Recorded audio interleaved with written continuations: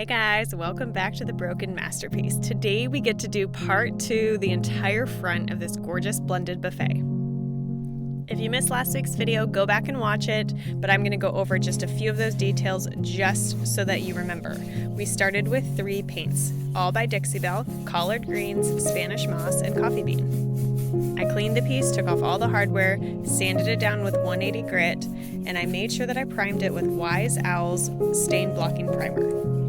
That first layer that you're going to put on your piece, again, you need 4 different brushes. So I recommend the zebra brushes. You can get the entire pack. You can get 4 of the same brushes, but you need 1 for each of your paints and then an extra one that's going to be considered your eraser brush.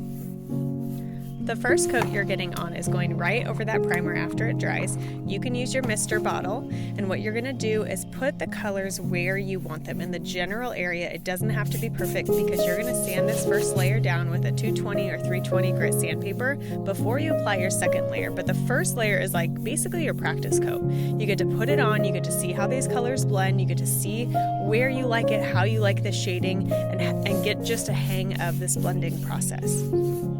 When you see a stark contrast from one color going into the other, you know that it's not blended very well. And so I started with the darkest color, coffee bean, on the very outside of the piece, and I wanted it to move lighter as it went inward. And so I made sure that I coated all the areas that I just wanted in coffee bean that I'm not going to be blending. And then I started adding my middle color. Now, part of those colors are going to overlap, and so I wanted to make sure that I brought the coffee bean down far enough and the medium color, the collard greens, up far enough, because in that area where they overlap, that's where you're going to be blending. And I work my way down to the lightest color, so I work from the outward in. And if you're doing an ombre pattern, you're going from dark to light or light to dark from top to bottom, it's going to be the same. So I start with the darkest, but you can start with the lightest, whatever you're more comfortable with. But you're going to work in one direction, and it's going to be flawless. Don't worry if you mess up on the first go round. So as you can see here, I'm doing my second coat of paint. And so I've got the full thing sanded down. I missed the whole front of it. My mister bottle was not working very well, so it's not supposed to give you those drips at the top, but don't worry because you're gonna get that all smooth.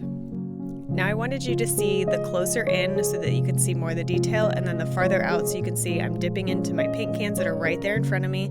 I have everything right there that I need. It makes it a lot easier, and I have a little comfy pad that I'm sitting on. So get yourself comfortable. Blending takes a bit longer than actual painting, and so just get comfortable, put on some good music, and just enjoy the process. And I hope you have your piece pulled up right now because this video is so that you can paint with me. So whatever piece you're working on, get it out, let me paint with you. I've got some fun, just soft piano, relaxing music that you can listen to while you paint with me. So I hope you've got your paintbrushes ready. Let's go.